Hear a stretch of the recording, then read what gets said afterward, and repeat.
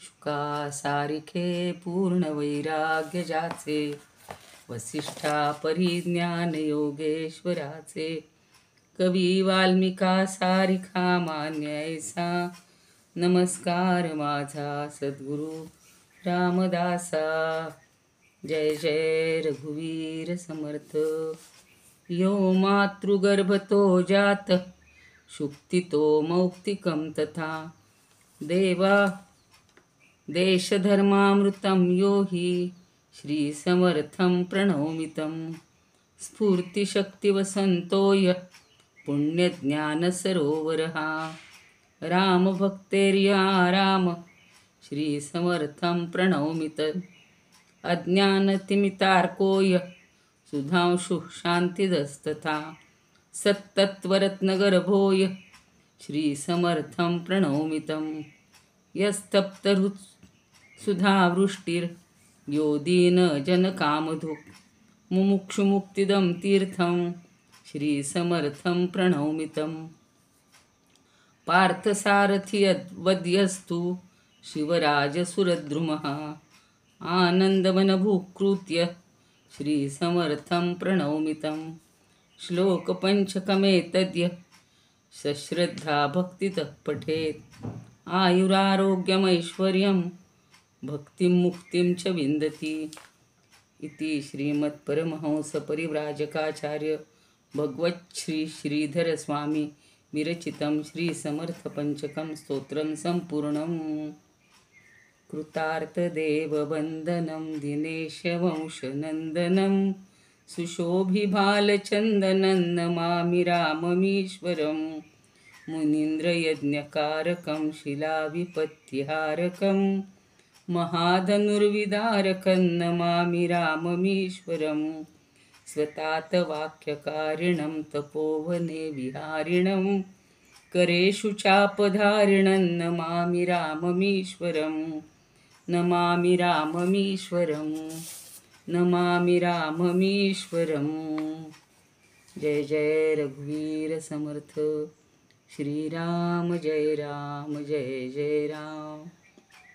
श्री रामरायाला, श्री समर्थांना, श्री मारुतीरायाला, सर्व माझ्या गुरूंना आणि या ठिकाणी उपस्थित सर्व ज्येष्ठ श्रेष्ठ साधक, समीक्षक, अभ्यासक आणि आपण श्रोते जगदीश मूर्ती, तेथे माझी उत्पत्ती किती, तर सर्वांच्या हृदयस्थ परमात्म्याला वंदन करून आजच्या निरूपणाला प्रारंभ करत आहे.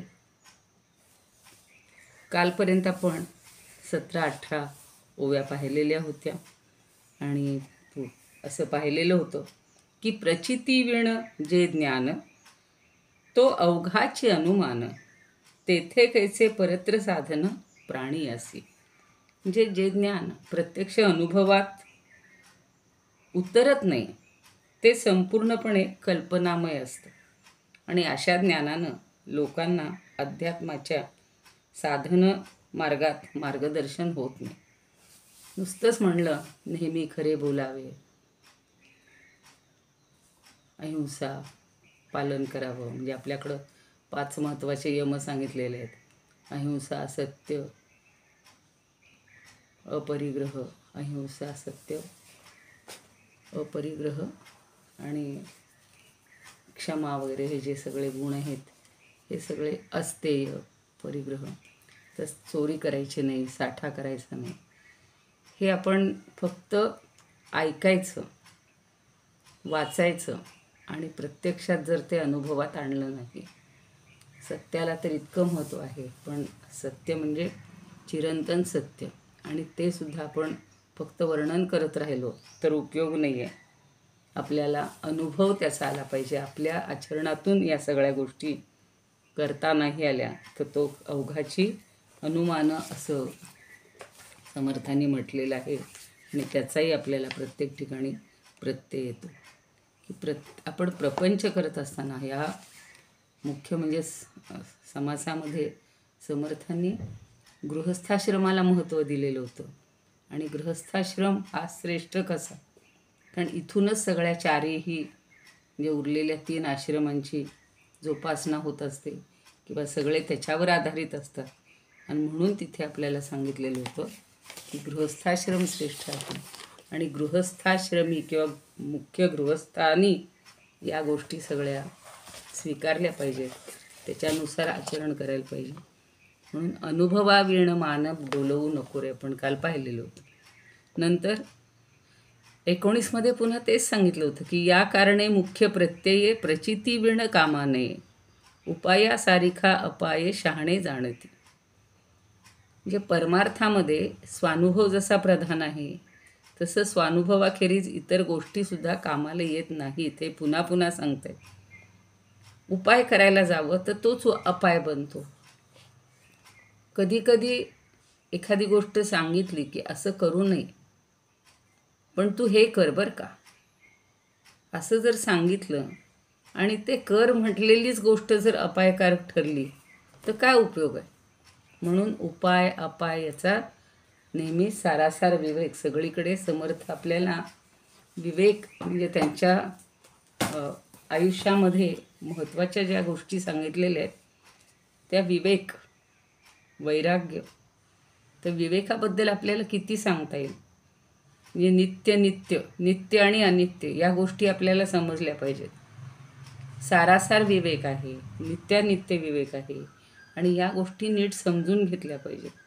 चांगलं वाईट काय आहे हे समजलं पाहिजे, सत्य असत्य समजलं पाहिजे. हे तर आत्ता सांगितलं तसं सत्य बोलावं म्हणायचं, मुलांवरही संस्कार करायचा. आणि कधीकधी असं होतं की घरातली मोठी व्यक्तीच किंवा आपले वडीलच मुलाला सांगतात फोन आलाय, मुलाला सांगतात फोनवर सांग बाबा घरात नाही आहेत. किंवा दारात कोणीतरी आलेलं असतं, समजा देणेकरी असेल किंवा काही काम असेल, तर तेव्हासुद्धा आई सांगते, बाबा सांगतात की घरात नाही आहेत म्हणून सांग. म्हणजे हे जे आपलं वागणं आहे हे मुलांवर ठसतं आणि नकळत तिथंच पासून उपायाचा अपाय व्हायला लागतो. आता कधीकधी खोटं बोलावं लागतं. म्हणजे आपण असं पाहिलेलं आहे की पूर्वीच्या काळातसुद्धा काही ऋषींना मुनींना एखाद्या गाईला वाचवायचं असेल आणि एखादा तिचा पाठलाग करत आलेला असेल, जरी ते ध्यानात बसलेले असले तरी त्यांना अंतरंगातनं ते समजायचं. आणि ते एखाद्यानं त्यांना येऊन विचारलं की का हो गाय कुठल्या मार्गानं गेली, तर ते डोळ्यानं म्हणायचे की मला माहीत नाही आहे, इकडून गाय गेलेलीच नाही. तर काही वेळेला हे असत्य हे उपायकारक असतं, पण काही वेळेला सत्य हे अपायकारक, म्हणजे सत्य हे अपायकारक होऊ शकतं. आणि म्हणून या गोष्टी खूप पाळायच्या आहेत. सत्य असत्य, धर्म अधर्म याचं पृथक्करण करून वाईट गोष्टींचा आठवणीनं त्याग करायला पाहिजे आणि चांगल्या गोष्टी स्वीकारल्या पाहिजेत. ही जी बुद्धी आहे याला विवेक म्हणले. आणि समर्थांनी अनेक वेळा, म्हणजे याच्यात आता तो एक अभ्यासाचा भाग आहे की किती वेळा विवेकाचा उल्लेख केलेला आहे. संबंध दासबोधामध्ये असेल, विवेके क्रिया आपुली पालटावी, हे तर सारखे सांगतात की आपण समजा आपण म्हणतो मी जन्माला आल्यापासून हे करतोय, पण ज्या वेळेला आपल्या मनामध्ये विवेक येईल की हे माझं चुकीचं आहे, तेव्हापासून ती आपण क्रिया किंवा आपलं वागणं हे पालटलं पाहिजे, बदललं पाहिजे. आणि ज्या मनुष्याकडं विवेकशील बुद्धिरूपी सारथी आहे, मनरूपी लगाम आहे, तो या संसार मार्गाच्या पार जाऊन पुरुषोत्तम भगवंताचं परमपद प्राप्त करून घेतो. अध्यात्मविद्या ही विवेकाच्या पायावर उभी आहे. आणि म्हणून समर्थांची शिकवण विवेक, वैराग्य, प्रयत्न आणि प्रचिती या 4 खांबावर उभी आहे. हे 4 गोष्टी त्यांनी खूप श्रेष्ठ मानलेल्या आहेत. पुन्हा पुन्हा आपल्याला त्या गोष्टी करायला सांगतात. म्हणजे भगवान श्रीकृष्णानंतर विवेकाला प्राधान्य देणारा सत्पुरुष म्हणजे आपले समर्थ रामदास आहेत. आणि त्यांची आपण अनुकरण करतोय किंवा त्यांचा उपदेश आपण अंगामध्ये आणतोय, तर आपणही जर ह्या गोष्टी चांगल्या करायला लागलो तर नक्कीच भगवंतालाही आनंद होईल आणि समर्थांना तर खूपच समाधान वाटेल. इतर साधना न करता केवळ विवेकाच्या बळावर मनुष्य आत्मज्ञान प्राप्त करून घेऊ शकतो, असं दासबोधात अनेकदा सांगितलं आहे. याच्यामध्येही सांगतातच आहे. आणि खऱ्या खोट्याचा निवाडा करण्याचं सामर्थ्य हे आपल्याला मिळालेलं आहे, मनुष्याला मिळालेलं आहे. त्यामुळं समर्थांच्या उपदेशाचा संपूर्ण भर हा विवेकावर आहे. आणि परब्रह्म नित्य आहे, दृश्य जग अनित्य आहे. म्हणजे हा संसार करतोय आपण, पण त्याच्यातल्या ज्या मीपणाच्या गोष्टी आहेत, आता मगाशीच कुठेतरी वाचलं की अहंकाराचा त्याग करायला पाहिजे, वाईट वासनांचा त्याग करायला पाहिजे. हे समर्थ आपल्याला समजावून देत आहेत. आणि नित्यानित्य वस्तू विवेक, पण हा विवेक काही एकदम जागा होणार नाही. त्याच्यासाठी रोजच्या आचरण करताना किंवा जीवन जगत असताना सूक्ष्म निरीक्षण पाहिजे, कोण आपल्याशी कसा वागतोय, आणि त्याला जर सुधारायचं असेल तर आपण त्याच्याशी कसं वागलं पाहिजे. अशी ही विवेकाची पायरी पायरीने शिकवण ही समर्थाने आपल्याला दिलेली आहे. आणि सुख हे वस्तूमध्ये नाही आहे. आपल्याला जे वाटतंय की मला हे मिळालं, मी अमक्या ठिकाणी गेलो, मी परदेशात गेलो किंवा मी तीर्थयात्रांना गेलो, तो मला सुख मिळेल, पण खरं सुख त्यात नाहीच आहे. आपण धावत पळत जातो, जीवाला आटापिटा करतो आणि पुन्हा शरीर स्वास्थ्य घालवून बसतो. कधीकधी मानसिक स्वास्थ्य पण जातं. म्हणून समर्थांनी मनाला हळूहळू एकेका गोष्टीचं महत्त्व पटवून दिलेलं आहे.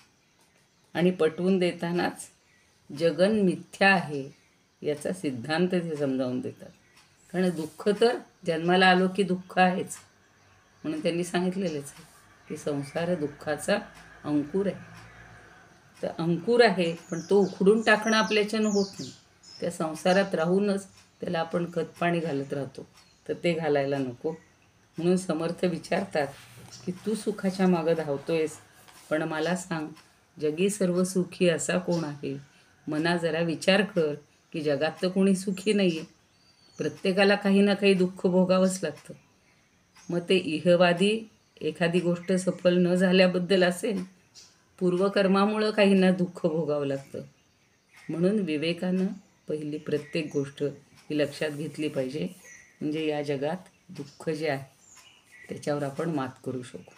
सगळ्या थोर संतांनी, आपले जे क्रांतिकारक आहेत, मला सांगा, सावरकरांसारख्यांनी किंवा सगळेच, एवढा तो शिरीष कुमारपासून असेल, वासुदेव बळवंत फडके वगैरे, सगळ्यांनी या मायभूमीसाठी दुःख भोगली, झेलली, स्वतःचे प्राण अर्पण केले.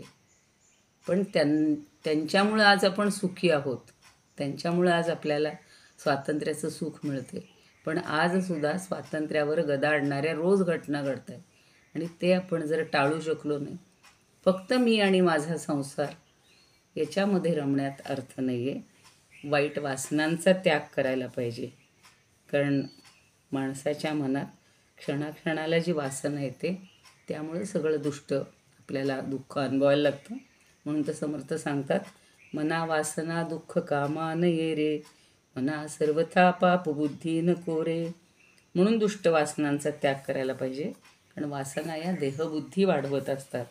आणि म्हणून वाईट वासनांचा त्याग केला तर आपल्याला ह्या सगळ्या गोष्टी, उपाय हे आपल्याला दूर करता येतील. आणि विवेके देहे बुद्धी सोडून द्यावी. विवेके म्हणजे विवेकानं देहबुद्धी ही कमी करण्याचा प्रयत्न करायचा आहे. म्हणून जर संपूर्ण सुखाची इच्छा असेल तर विवेके कुडी कल्पना पालटी जे, विवेके तजावा अनाचार हेवा. असं किती वेळा समर्थांनी आपल्याला विवेकाचं महत्त्व पटवून दिलेलं आहे. आणि त्याची प्रचिती आल्याशिवाय हे जे ज्ञान आहे हे अवघंच अनुमान केल्यासारखं आहे. तर तेथे कैचे परत्र साधनं. मग आपल्याला परत्र म्हणजे परलोक, अर्थात परब्रह्माची प्राप्ती ही मिळण्याची शक्यताच नाही. म्हणून प्रचिती विण कामा नये, उपायासारखा अपाय शहाणे जाणते. आता मी सांगितलं तसं सारिखा अपाय, म्हणजे एखादा उपाय करायला गेलो तर तोच अपाय ठरतो, हे शहाण्या लोकांना कळलेलं. म्हणून समर्थांनी किंवा सगळ्या संतांनी एखाद्याच्या सवयी दूर करण्यासाठी, किंवा गोंदवलेकर महाराजांनी चांगल्या सवयी दूर करायला हे केल्या, तर वाईट सवयीसुद्धा त्यांच्या काहीतरी घातक त्यांना ठरलेले आहेत, जे आहेत ते सोडतच नाहीत. ते गोंदवलेकर महाराजांबद्दल एक त्यांच्या जीवनातला मला आत्ता सहज एकदम प्रसंग आठवला की एक मुलगा असतो किंवा एक ते कोण आहेत भटजी आणि ते समजा व्यक्ती आणि त्यांना ते गांजाचं व्यसन असतं आणि आईनं सांगितलेलं असतं की यांना जरा सांभाळा. तर ते म्हणतात की ठीक आहे बाबा, तू रामनाम घे. तर तो ऐकत नाही, रामनाम घ्यायला तयार होत नाही. तो म्हणतो मला गांजाची सवय आहे, मला रोज गांजा आणून दिलाच पाहिजे. तू काय आहे, एखादी गोष्ट वाईट घालवण्यासाठी चांगली गोष्ट त्याला एकदम पचनी पडत नाही, म्हणून त्यालासुद्धा खतपाणी घातलेलं आहे बघा संतांनी. म्हणजे आधी त्याची इच्छा पूर्ण करण्याचा प्रयत्न केला. रोज त्याला गांजाची पुडी आणून द्यायला लागले ते. आता दिल्यानंतर काय झालं, त्याला बरं वाटतंय आणि मग तो कधीतरी दिवसातनं 5 वेळा 3 वेळा रामनाम घ्यायला लागला. पण महत्त्वाचा गांजा. एके दिवशी असं झालं की गोंदवलेकर महाराजांकडे खूप लोक येऊन बसले आणि त्या चर्चा करण्यामध्ये किंवा त्यांना समजावून देण्याच्या नादात याला गांजा द्यायचा विसरला आणि हा अस्वस्थ झाला. आपल्याला माहिती आहे व्यसनाधीन मनुष्य आपले व्यसन तर सोडत नाही, पण इतरांवर सुद्धा कुरघोडी करत असतो, सगळा संसार नष्ट करत असतात. आणि तरा तो मंदिरामध्ये आलेला आहे. हे आपले सांगतायत समजावून सगळ्यांना, अरे असं नाही असं ते. आणि मग त्याच्या लक्षात आलं की यांचं मोठं कार्य आहे आणि आपल्या गांजासाठी आपण यांना हे करतोय. पण तरीसुद्धा तो असा संतापलेला येऊन त्यांच्या पुढे उभा राहतो. तेव्हा ते त्याच्याकडं बघतात. आर्य म्हणतात, हळंभट्ट का काय त्याचं नाव आहे तर मला आठवत नाही.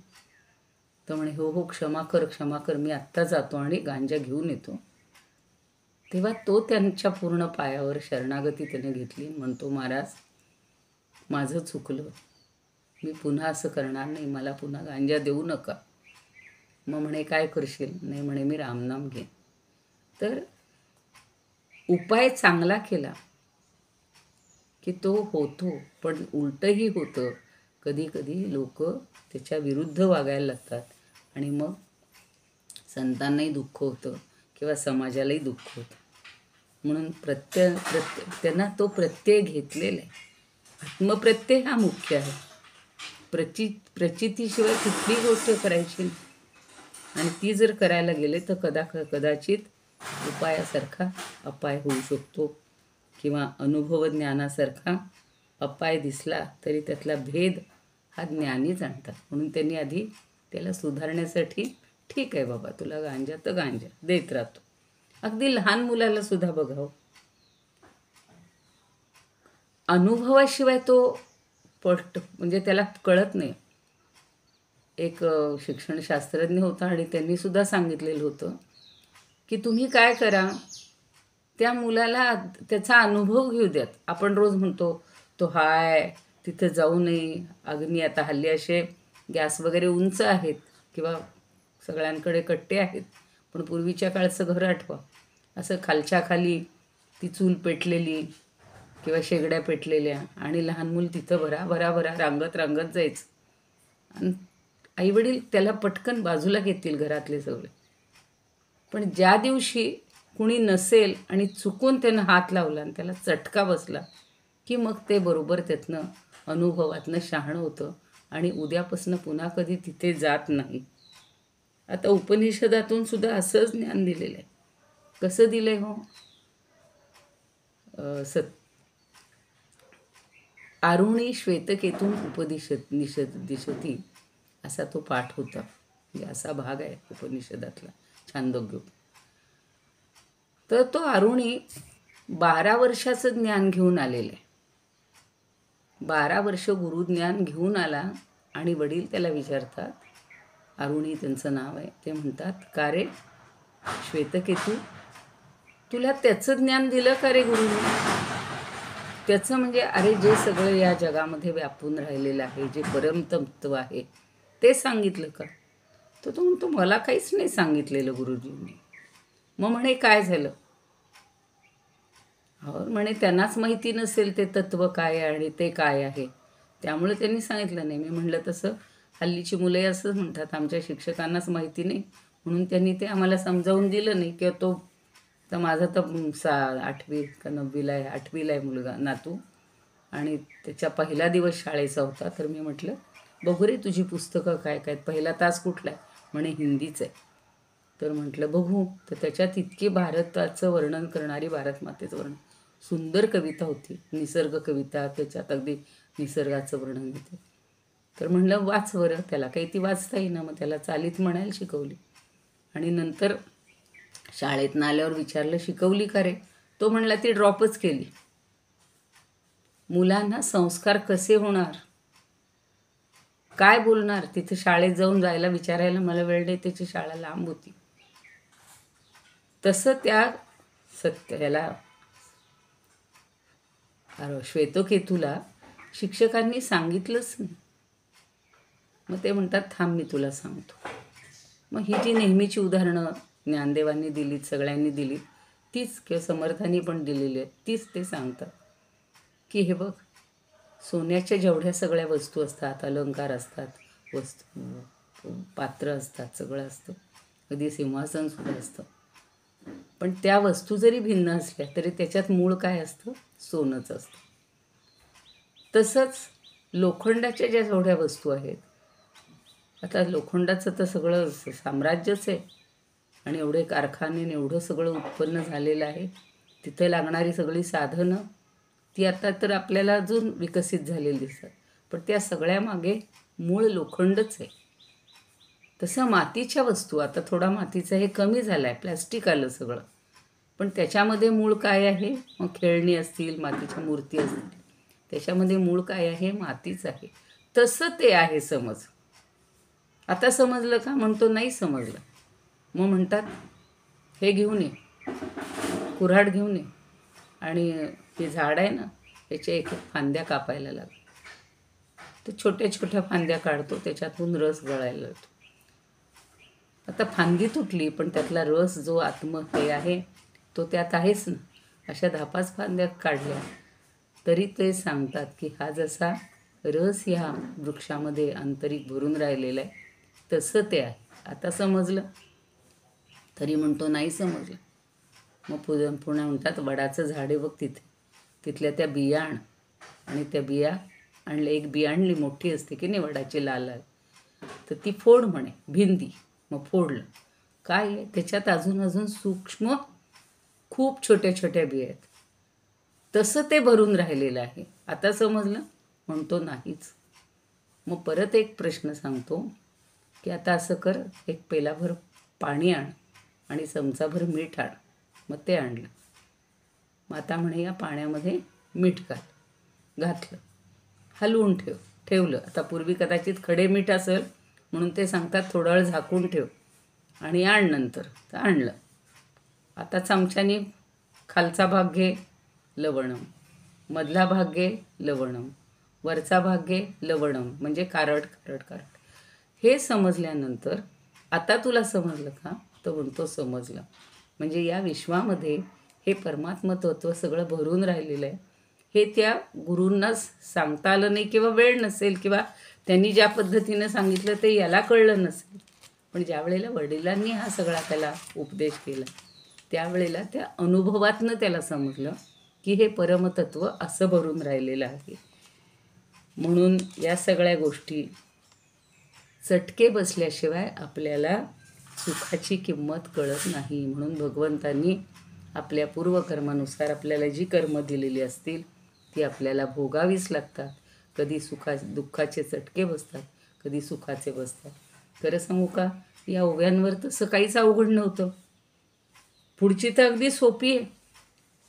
4 गोष्टी सांगितलेल्या आहेत त्यांनी.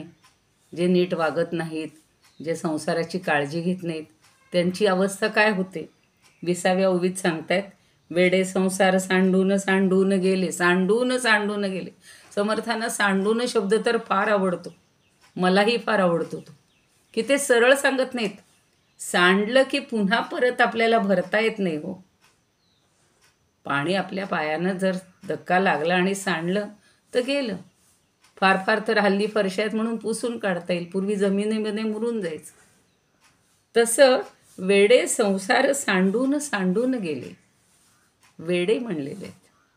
मला फार कौतुक वाटते की समर्थ हे एकच महत्त्वाचे संत आहेत की ज्यांनी निवृत्तीपेक्षा प्रवृत्तीला महत्त्व दिले. संसारात राहून तुम्ही सगळं करा, पण खूप वेडे वेडे अशा अर्थी म्हटले त्यांनी की संसार सोडून गेलेले आहेत. जातात आत्तासुद्धा किती घटना घडतात की त्या मुलाबाळांची काळजी घे, म्हणजे त्यांचे सगळे शाळेचे खर्च म्हणा किंवा हे ते, किंवा घरात खायला आणून द्यायला नाही, पैसा नाही, काय म्हणू उपजीविकेचं काही साधनच नाही, तर काय करायचं म्हणून डोक्यात राग घालून संसार सोडून जातात. त्या बाईने एकटीनं काय करायचं अशी कधी त्यांनी विचारसुद्धा केलेला नसतो. तरी ते कष्टोशी मेले. बाहेर गेले म्हणून सुख आहे का हो? की आता घरातल्या सगळ्या जबाबदाऱ्या संपल्या म्हणून याला आयतं ताट कोण देणार आहे? घरात असल्यावर थोडे तरी कष्ट करून ती पत्नी काहीतरी 2 घास तरी खाऊ घालते. कित्येक गरिबांची किंवा कित्येकांची अशी उदाहरणं आपण पाहतो. पण त्यापेक्षा काही जण कष्ट करून मीठ भाकर खायला पसंत करतात. आणि दोहीकडे अंतरले इहलोक परलोक. धड त्यांना म्हणजे अशी अनुभव आहे, कधी काही एखाद्या साधूची गोष्ट सांगतात तशी या संसारी माणसाची घेऊ की तो जातो कुठेतरी राहतो म्हणतो वनात, पण वनात राहायला काहीतरी आसरा पाहिजे. म्हणजे गवत घ्या, काड्या घ्या, काठ्या घ्या, बांधली छोटीशी झोपडी. मग आता झोपडीत राहायला लागला, पण भूक लागली, आणा इकडची तिकडची फळं, फळांनी पोट भरणा. मग काहीतरी केली 3 दगड मानून चूल, मग त्याच्यामध्ये तो जे काय कोणी भिक्षा देऊन काय देऊन आणल त्याच्यात करायला लागला. तर त्या झोपडीमध्ये उंदीर यायला लागले. आता त्या उंदरांची काळजी घ्यायची आहे, उंदरांपासून या सगळ्या वस्तू, म्हणून मांजर आणली. मग मांजराला ताप म्हणून कुत्रा आला. मग असं करत करत त्याचा संसार तिथं वाढायला लागला. आणि मग शेवटी काय, शेवटी तेही सोडून, म्हणजे धड त्याला रोजचं स्वतःचं एकट्याचं भागवता येईना. मग संसाराची आठवण आली की अरे माझी बायको काय करत असेल, माझे पोरं काय करत असतील, मी असं सोडून आलेलो आहे. निदान त्याला बाहेर गेल्यावर तेव्हा तरी परमेश्वर आठवायला पाहिजे होता, परमात्म्याचं चिंतन करायला पाहिजे होतं. निदान नामजप केलं, नाम घेतलं आणि फक्त परमेश्वराशी एकरूप झाला असता तर त्याला परत्र तरी साधलं असतं, परलोक तरी साधला असता, परमार्थ तरी साधला असता. पण इहलोकीचंही सुख नाही आणि दुसरीकडचंही नाही. म्हणून असे जे काही वेडे असतात की वैराग्य होऊन नव्हे तर बायका पोरांवर रागवून बाहेर जातात, संसार टाकून निघून जातात आणि घराभर पडला तरी कष्ट सोसून शेवटी मरण होतं. हाय हाय लागून मरतो, किंवा काय म्हणतात ना, भूक भूक भूक करत मरून जातो. कारण इंद्रियांवर जय नाही. कौटिल्यानं तर 2 पाठ सांगितलेले आहेत एकूण याच्यामध्ये की इंद्रिय जय कसा महत्त्वाचा. आणि भगवद्गीता तर सांगते काम क्रोधोद्भव मोह. सगळ्या कामामुळं क्रोध, मोह, लोभ, मद, मत्सर या गोष्टी वाढत असतात. म्हणून भांडून आणि दुसऱ्याला दुःखी करून इहलोक परलोकाला अंतरणारे असे लोक आहेत. तर असा काय म्हणतात ना, आतताईपणा किंवा अविवेकीपणा हा कधीही कुणी करू नये. म्हणजे आपण म्हणतो धोबी का कुत्ता घर का न घाटका, तशी त्याची अवस्था होते. धड संसारही नाही, परमार्थही नाही. म्हणून समर्थ सांगतात, वे कर्म ना धर्म ना योग काही, नव्हे भोग ना त्याग ना सांग पाही. म्हणे दास विश्वास नामी धरावा, प्रभाते मनी राम चिंतित जावा. प्रत्येक मनाच्या श्लोकातनं इतका सुंदर संदेश दिलेला आहे की धड त्याला कर्मही करता येत नाही, धर्मही सापडत नाही. स्वधर्म म्हणजेच, पण धर्म म्हणजे ज्याच्यामुळं समाजाची धारणा होती असा धर्म. आणि योगाकडं, योग म्हणजे काय माहिती नसतं, कशाशी खातात, काय करायचं. नुसतं डोळे मिटून तर योग साधत नाही आहे, ध्यान जमत नाही. म्हणून हा ध्यानाचाच दशकाचं नावच दिलेलं आहे ना, अखंड ध्यान. तर हा याच्या मनामध्ये अखंड ध्यान सगळ्या संसाराचं आणि सगळ्या ह्याचंच असतं. मग त्याला दास विश्वास नामी धरावा. एक फार सुंदर असं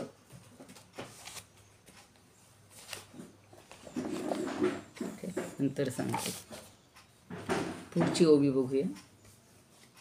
रागे रागे निघून गेला. हे 4 ओव्या त्यांनी अगदी सगळं व्यवहारात जे काही घडतंय ते फार पटवून दिलेलं आहे बघा.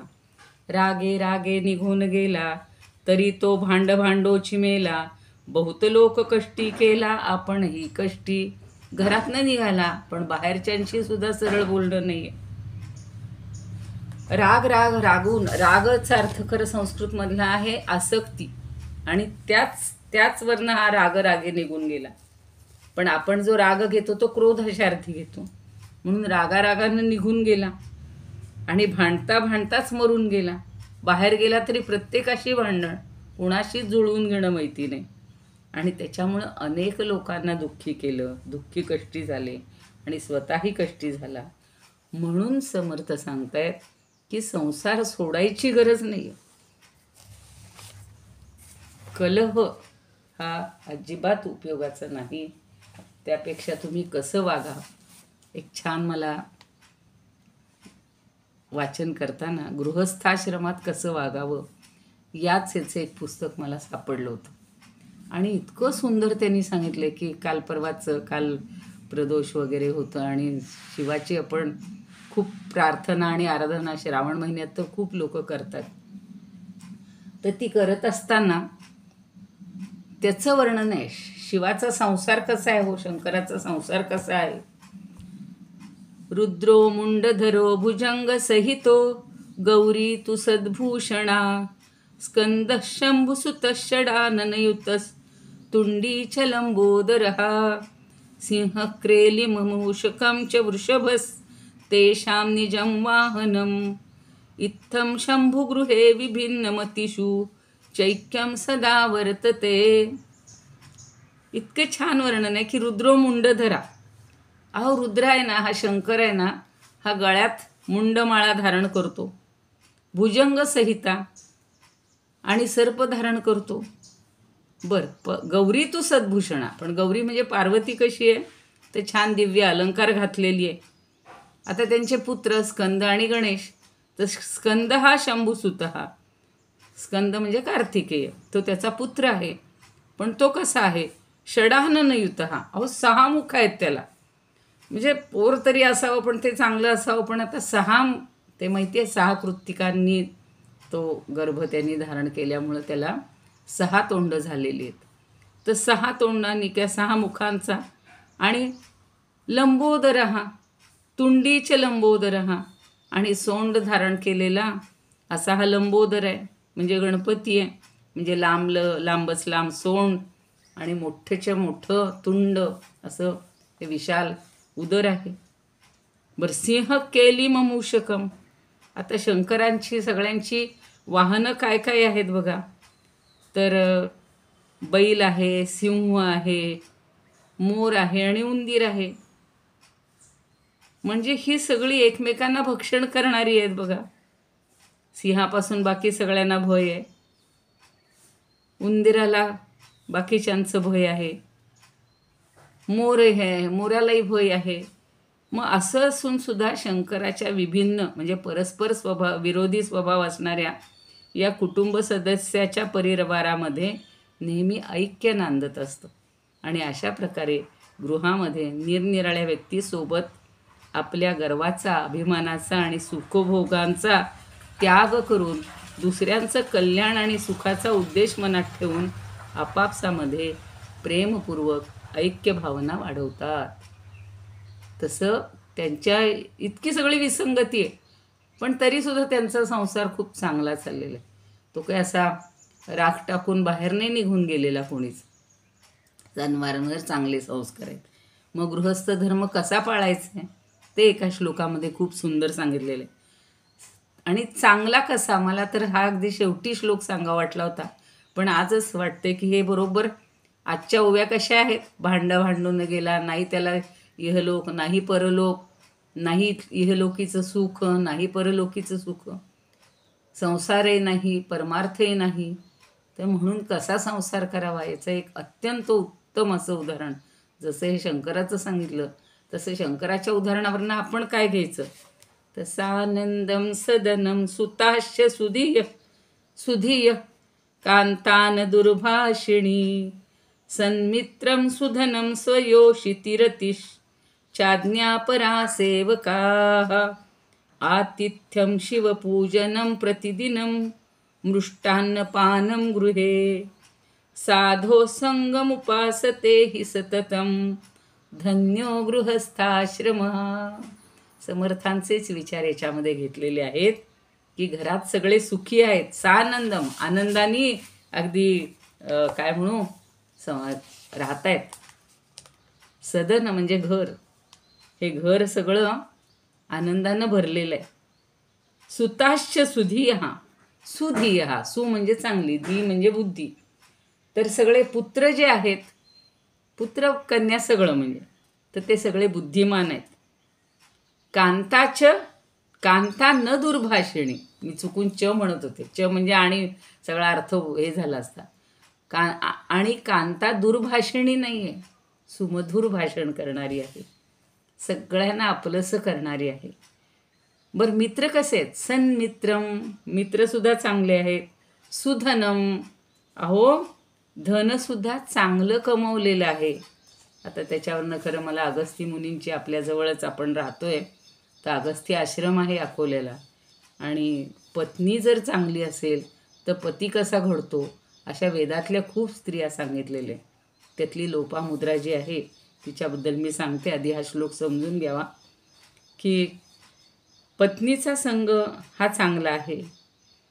आणि रतीहीच आज्ञापरा, रती म्हणजे ती प्रेम जे करती ते आहे. आणि प्रत्येक दिवस त्यांच्याकडं अतिथी, आतिथ्यम, शिवपूजनम, सगळ्या घरामध्ये आतिथ्य चांगलं होतंय, शिवांचं पूजन होतंय. आणि मृष्टान्न पानम गृहे, सगळी मिष्टान्न, सगळ्या प्रकारची मिष्टान्न तिथं, पवित्र भोजन, मृष्टान्न म्हणलेलं, नुसतं मिष्टान्न नाही, पवित्र भोजन. आणि मुख्य म्हणजे साधो संगम उपासते हि सततम धन्यो गृहस्थाश्रमः. साधूंचं, सज्जनांचा सतत संग होत असतो आणि असा जो गृहस्थाश्रम आहे तो धन्य आहे. म्हणून पुढे त्यांनी एक एक प्रश्नोत्तर विचारत केलेलं आहे. असे प्रश्न विचारलेत की विवाहच का करायचा, विवाह करणं का आवश्यक आहे, वगैरे वगैरे, सगळ्याची उत्तरं सुंदर दिलेली. तर आपण मागे म्हटलेलं आहे की काम हा पुरुषार्थ, त्याच्यावर मर्यादा ठेवण्यासाठी, उच्छृंखलपणे न वागण्यासाठी, म्हणून हा गृहस्थाश्रम स्वीकारायचा आहे, म्हणून विवाह करायचा आहे. नाही तर पूर्वीच्या काळी ब्रह्मचारी राहायचे, जे सगळे असे राहिलेले आहेत पूर्वीचे हे सगळे ऋषी किंवा आपले संत, तर ते नैष्ठिक ब्रह्मचारी म्हणजे आमरण त्यांनी ब्रह्मचर्य पाळलेले आहे. आणि उपकुर्वाणं म्हणजे ज्यांना आता सहन होत नाही आहे त्यांनी मग विवाह करायचा. असे दोन प्रकारचे ब्रह्मचारी आहेत. पण वानप्रस्थाश्रम किंवा संन्यासाश्रमाचा अंगीकार कधी करायचा आहे तर गृहस्थाश्रमानंतर. म्हणून 25-25 वर्षाची मर्यादा घालून दिली. काय घातले की पहिली 25 वर्ष ब्रह्मचर्य आश्रम, पुढची 25 वर्ष गृहस्थाश्रम, पुढची 25 वर्ष वानप्रस्थाश्रम. आता वनात जाऊन नाही राहायचं, पण हळूहळू हळूहळू आपली संसारातली, परवा मी सांगितली की आसक्ती कमी करायची, आपल्या जबाबदाऱ्या मुलाबाळांवर सोपवायच्या. जिथे नोकरीच्या ठिकाणी असो तिथे सुद्धा हळूहळू जबाबदाऱ्या इतरांना वाटायच्या. आणि मग आपण अलिप्त व्हायचे. आणि शेवटी मग फक्त परमेश्वराचं चिंतन. संन्यास म्हणजे आता परवा आपण बोललेलं आहे की सगळ्याचा काही आपण त्याग करू शकत नाही, पण संसारात राहून सुद्धा परमेश्वराचं चिंतन कर, अध्यात्माचं श्रवण करा. आता इतके चांगले चांगले सारखे कार्यक्रम असतात. इथे तर आमच्या इथे तर शिवपुराणाचे 3-4 ठिकाणी चालू होते. या श्रावण महिन्यामध्ये वेगवेगळी व्रतं करायची आहेत. तर हे सगळं करत राहायचं आहे म्हणजे आपल्याला सुख मिळेल. नुसतं घरदार सोडून भगवंताची प्राप्ती झाली असं एखादं किंवा क्वचित किंवा काही थोडी उदाहरणं असतील. प्रपंच त्यागून, संतापून, वैतागून अनेक जण वनात जातात तर त्यांचं बरोबर नाही. देहाला कष्ट देतात, तेही योग्य नाही. हाती काहीच येत नाही, ना प्रपंच ना परमार्थ. आणि भगवंताच्या भेटीसाठी घरदार सोडणं किंवा न सोडणं हा निकषच असू शकत नाही. जसं पूर्वीच्या काळी 10-10, 20-20 माणसं घरात असायची आणि सगळ्या मुलांचे अभ्यास असायचे. मग कोणाचं काम काय चाललंय, कोणाचं काम काय चाललंय, एकेका कोपऱ्यात बसून अभ्यास केला जायचा. आम्हालाही तसंच करावं लागलं. लग्नानंतर पुढचं शिक्षण घेताना आमच्या सासूबाई मला म्हणायच्या, अगं तुझं लक्ष कसं लागतं अभ्यासात, काय करणार आता. आता त्यावेळेला काय असे होते फ्लॅट सिस्टीम आणि प्रत्येकासाठी वेगळी खोली, तरीसुद्धा गोंधळ चालू असतोच. आत्तासुद्धा एक जण टी व्ही पाहतो, ढणढण लावून ठेवतो. आपली एकाग्रता आपण निर्माण करायची. डोळे मिटून खरंच जर एकरूप झालात भगवंताशी तर कशाचं आपल्याला भान राहणार नाही. म्हणून प्रपंच सोडायचा असेल तर मग सद्गुरू तरी मिळायला पाहिजे. आणि मग सद्गुरू मिळाला तर त्याच्यातून कसं बाहेर पडायचं, जसं आत्ता गोंदवलेकर महाराजांचं उदाहरण दिलं, अशी कित्येकांची आहेत. एकनाथांनीच खूप जणांना सुधारलेलं आहे. तर परमार्थासाठी घरदार सोडायची गरज नाही, हे अगदी अंडरलाईन म्हणतात तसं हे वाक्य समर्थांनी आपल्याला पटवून दिलेलं आहे की गृहस्थाश्रमाची सगळी कर्तव्य पार पाडत असतानाच प्रपंचाचं दृश्यत्व आणि मिथ्यत्व जे आहे हे जो समजावून सांगतो तो सद्गुरू आहे. आणि म्हणून सद्गुरूंचीच आपण सतत गाठ करावी किंवा संगत धरावी. म्हणून 21व्यामध्ये तेच पुन्हा सांगितलं होतं की रागे रागे निघून जाऊन ते काही आपल्याला प्राप्त होणार नाही. पुढे काय सांगतात बघा. आता पुन्हा तेच आहे, रागे रागेला जोडूनच पुढचा 22 आणि 23 हे ओवे अशाच समजावून दिलेले. निघून गेला परी अज्ञान, त्याचे संगती लागले जन, गुरु शिष्य दोघे समान अज्ञान रूप. आत्ता जसं म्हणलं की चांगला सद्गुरू मिळाला तर चांगली गोष्ट आहे, पण एक म्हणजे कोणीतरी एक त्यांच्या डोळ्यासमोर असणार आहे. आता ते काही मी खूप प्रयत्न केला की असं काही त्यांच्या आयुष्यात कोणी सापडलं आहे का, तुम्हाला माहिती असेल तर मला सांगितलं तरी चालेल.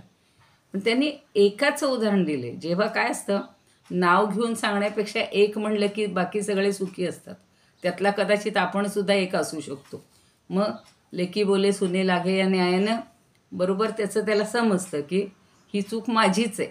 म्हणून एक माणूस सोडून काय, निघून गेला परी अज्ञान, त्याचे संगती लागले जन, गुरु शिष्य दोघे समान अज्ञान रूपे. तर एक माणूस घर सोडून निघून गेला, पण स्वानुभव नसल्यामुळं तो अज्ञानीच राहिला.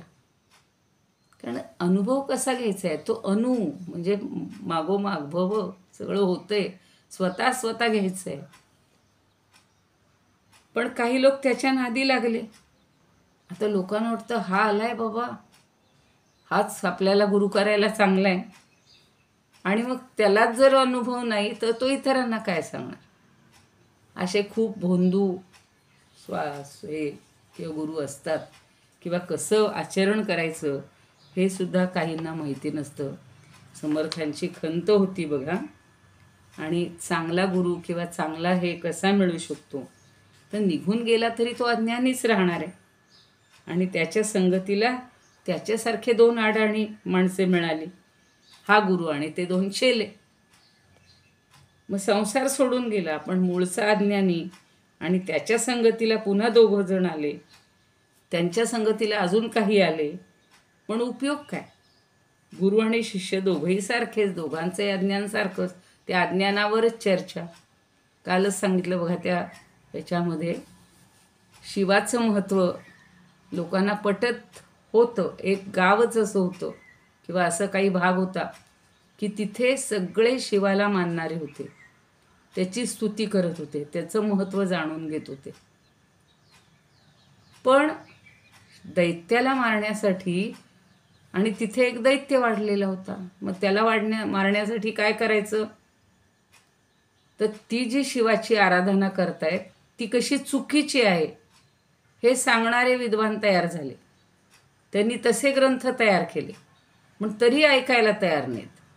मग काय करायचं, म्हणून पुन्हा तिथे जाऊन एक जणांनी सगळं सांगितलं की हे सगळं चुकीचं आहे. आणि लोकांनी त्याप्रमाणे मग ग्रंथ म्हणे वाचा, हा बघा हा ग्रंथ आणलेला आहे, आणि मग लोकांना उलटं सगळं खरं वाटायला लागलं. शिवाचं महत्त्व पटेनासं झालं. अशाही गोष्टी उलट्या होतात. कारण जो शिकवणारा गुरु आहे तोच जर चुकीचं ज्ञान सगळं द्यायला लागला तर सगळे त्याचे चेले तसेच बनणार आहेत. म्हणून एखादा असा घर निघून जातो आणि तोही अज्ञानीच असतो आणि त्याला पुन्हा मोठा शिष्य परिवार. आत्तासुद्धा बरेच असे बंधू गुरु आणि शिष्य, त्यांच्या मोठमोठ्याल्या संघटना होतात, इतके गैरव्यवहार होतात आणि सगळ्या समाजाची तिथे नासाडी होते किंवा त्यांच्या मागं लागणारे सगळे काय म्हणू आपण नष्ट होतात. काही त्यांना पदरात मिळत नाही. तर अज्ञानामुळं हे सगळं कसं होत असतं. आता पुढची जी ओवी आहे ना ती फार चांगली आहे बघ. हे कशामुळं होतं? अज्ञान हा एक भाग झाला आणि दुसरा आहे आशा. माणसाला हाव, लोभ, कितीही मिळवलं तरी समाधान नाही. म्हणून समर्थांनी इतकी सुंदर ओवी सांगितलेली आहे. आशाबद्धी अनाचारी निघून गेला देशांतरी, तरी तो अनाचारची करी जनामध्ये. बघा, आशाबद्धी, आशेनं बांधला गेला. हे पाहिजे, ते पाहिजे, ते पाहिजे, पुढची टप्पा टप्पा टप्पा तो गाठतच असतो. आणि तोही देशांतरी जातो. समर्थांनी सांगितलेले आहेत बघा, पहिले ते सगळे पढत मूर्खन मूर्ख लक्षणं, ती जी सगळी गृहस्थाची सगळी सांगितलेली चांगली, की इथं भागेना म्हणून परदेशात जातो. परदेशात स्वतःच्या पोटाचे हाल काढतो. आत्तासुद्धा माझ्या समोर जवळची उदाहरणं आहेत. 2 मुलांना नोकरी लागली, बायको नोकरी करते. आता ह्यानं रिटायर व्हायची वेळ आहे, पण कुठेतरी लांब जातोय, तिथं नोकरी पकडतोय, तिथंच हे करतोय. नाही बायकोला सुख, नाही मुलांना, मुलं 4 ठिकाणी 4 दिशेला. मग मला सांगा काय त्याच्यातनं समाधान मिळते? ती आशा. आणि का तर आम्हाला मोठं घर पाहिजे. आणि नेहमीच आता पाहिलं, आम्ही अनुभवतोय, आपण सगळे अनुभवता, की आपण जे संसार केले ते अगदी छोट्या 2 खोल्यांमध्ये 10-10 माणसं सुखानं राहत होती.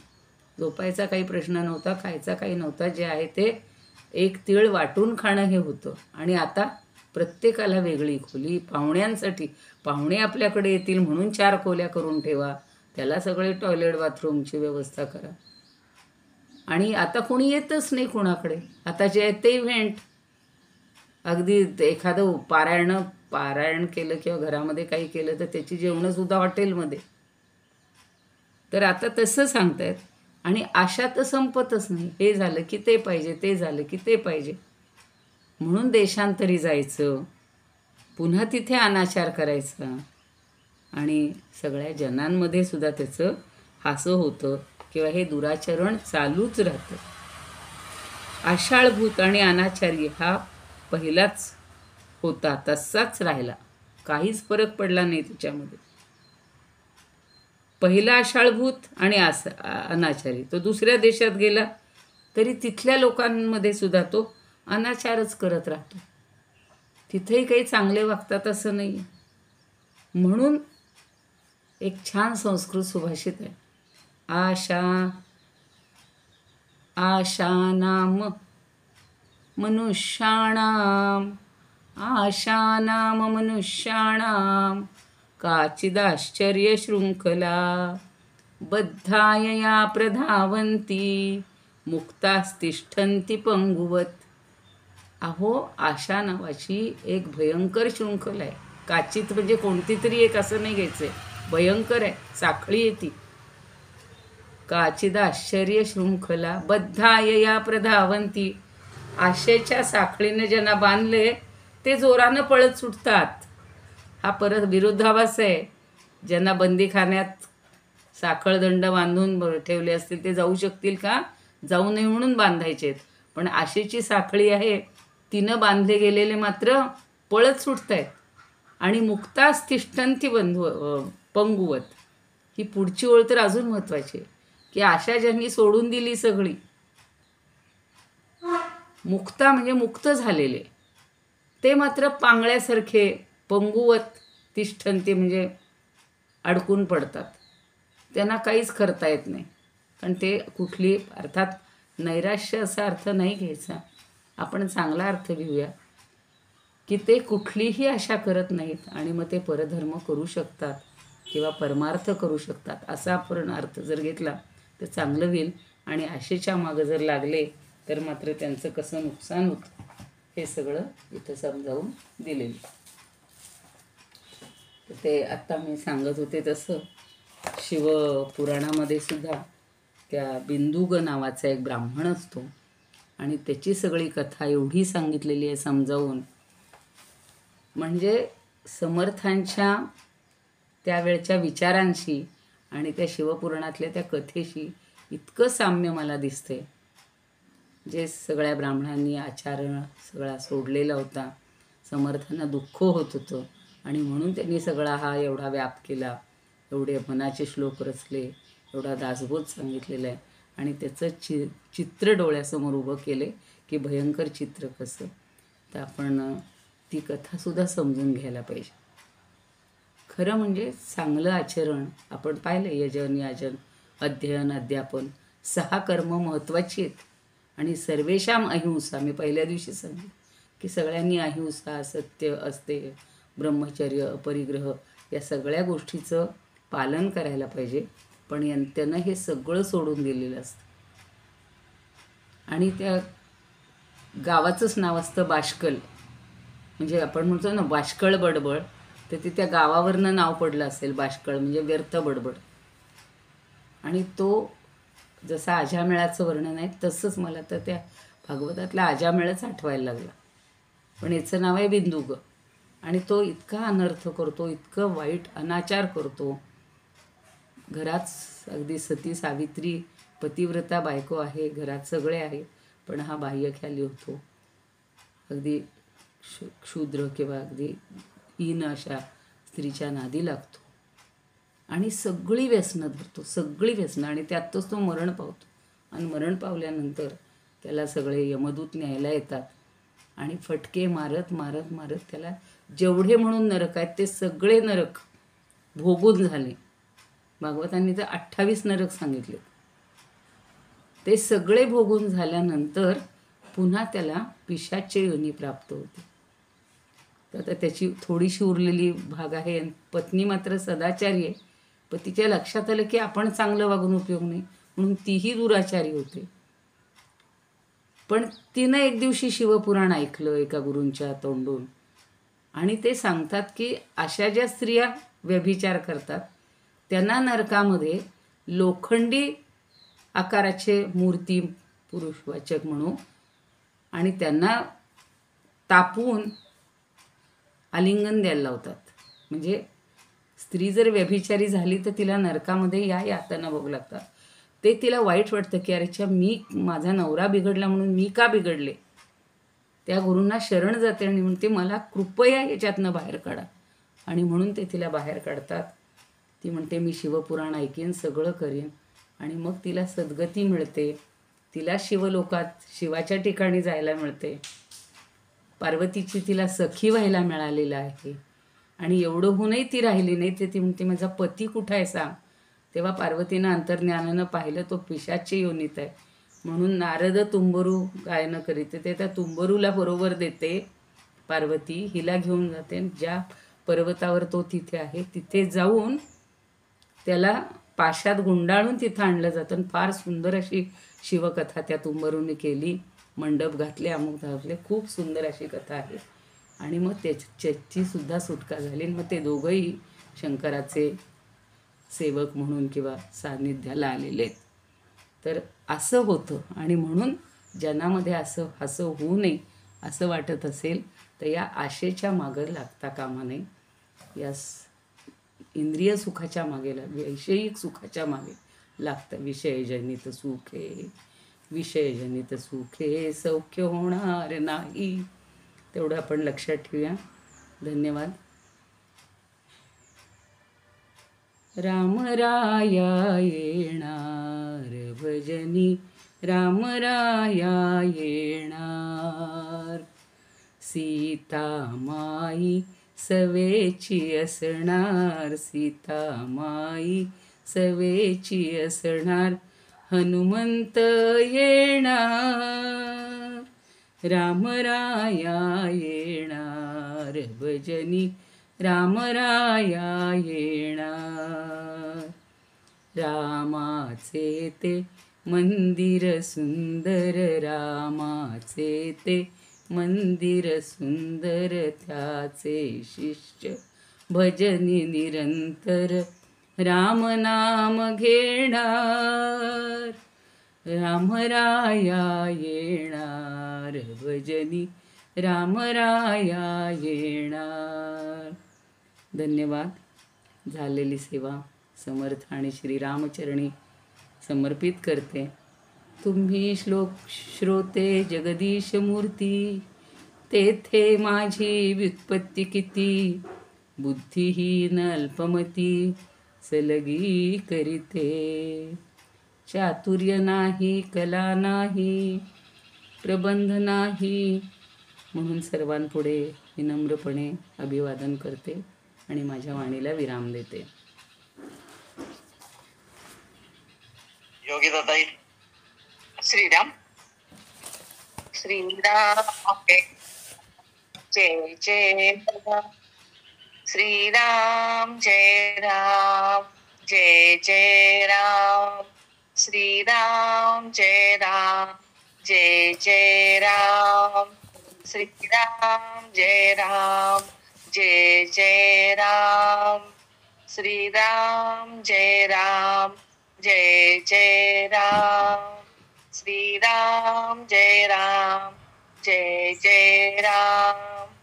श्रीराम जय राम जय जय राम. श्रीराम जय राम जय जय राम. श्रीराम जय राम जय जय राम.